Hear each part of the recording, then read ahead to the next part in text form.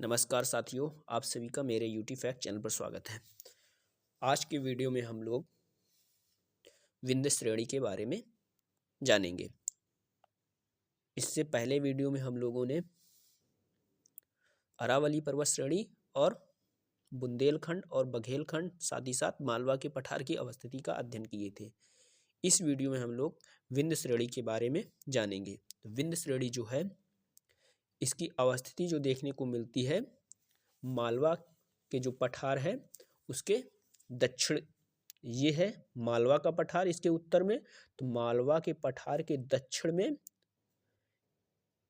विंध्य श्रेणी की अवस्थिति देखने को मिलती है। विंध्य श्रेणी क्या है, पश्चिम से पूर्व विस्तारित है, पश्चिम से पूर्व की दिशा में विस्तारित है।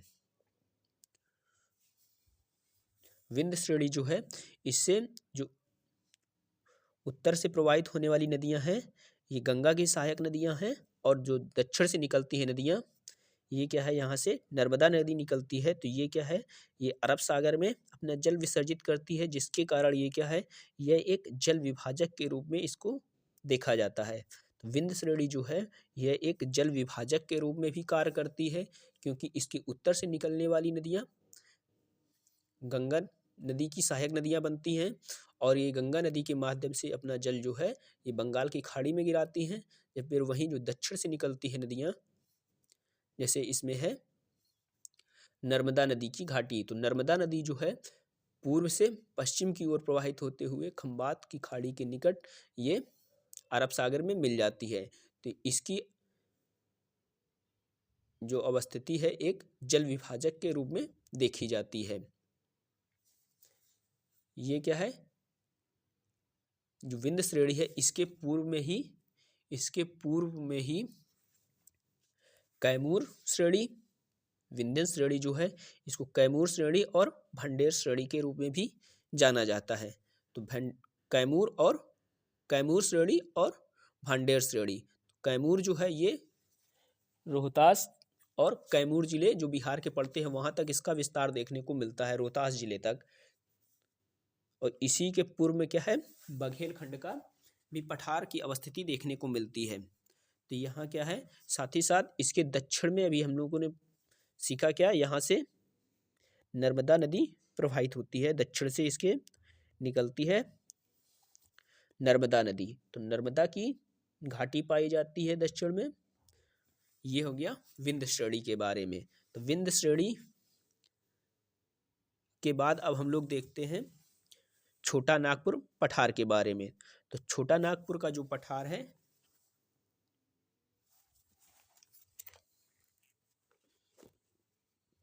इसकी जो अवस्थिति देखने को मिलती है पश्चिम बंगाल के पुरुलिया जिला से लेकर झारखंड के पलामू, धनबाद और हजारीबाग, साथ ही साथ सल्थानपनगरा और रांची जिले तक इसका विस्तार देखने को मिलता है।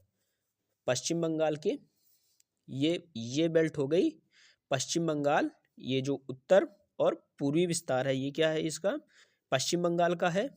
और जो दक्षिणी विस्तार इसका देखने को मिलता है ये झारखंड, और साथ ही साथ इधर क्या है, छत्तीसगढ़ में इसका विस्तार देखने को मिलता है छोटा नागपुर पठार। तो छोटा नागपुर पठार जो है यहाँ पर कई नदियों का उद्गम होता है। तो उसमें प्रमुख नदियां हैं, ये उत्तर पूर्व की ओर प्रवाहित होने वाली नदी है सोन नदी, और पूर्व की ओर प्रवाहित होती है हुगली की सहायक नदी दामोदर नदी, यहीं से निकलती है। तो दामोदर जो है इसे बंगाल का शोक भी कहा जाता है, क्योंकि ये अपने तटवर्ती इलाकों में जब ये हुगली से मिलने वाली होती है तो ये क्या है, यहाँ पर भीषण बाढ़ का प्रभाव निर्मित करती है। साथ ही साथ एक और महत्वपूर्ण नदी है स्वर्ण नदी, स्वर्ण नदी भी यहीं से छोटा नागपुर पठार से ही निकलती है और बंगाल की खाड़ी में जाकर अपना जल गिराती है।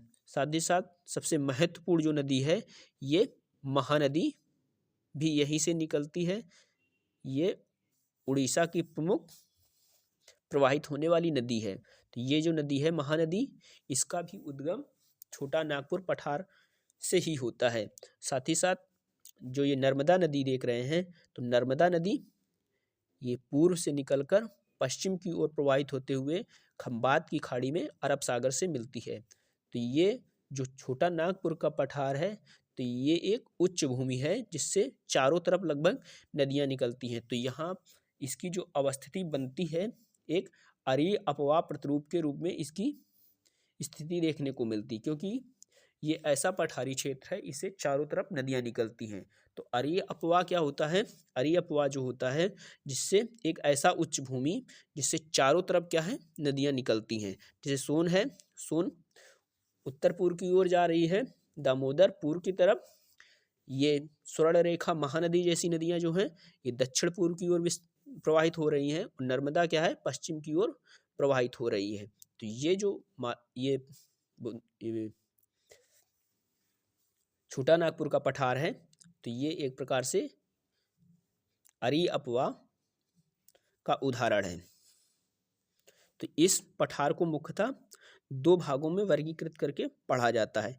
उत्तर का जो भाग है उसे हजारीबाग का पठार तथा दक्षिण का जो भाग है उसे कोडरमा के पठार के रूप में वर्गीकृत करते हैं। साथ ही साथ जो दामोदर नदी प्रवाहित होती है, दामोदर नदी, तो इसके दक्षिण में क्या है, दक्षिण में दामोदर नदी के दक्षिण में रांची का पठार देखने को मिलता है। जो रांची का पठार है ये दामोदर नदी के दक्षिण में है। साथ ही साथ जो ये छोटा नागपुर का पठार है, तो ये खनिज संसाधनों के लिए भी जाना जाता है। यहाँ से भारत के प्रमुख जो खनिज प्राप्त किए जाते हैं इसी वाले क्षेत्र से ही प्राप्त किए जाते हैं। यहाँ से लोहा और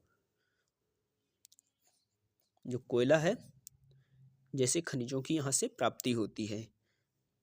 इस वीडियो को यहीं तक रखते हैं। वीडियो अच्छा लगा हो तो वीडियो को लाइक करें, कमेंट करें, शेयर करें, चैनल को सब्सक्राइब जरूर करें।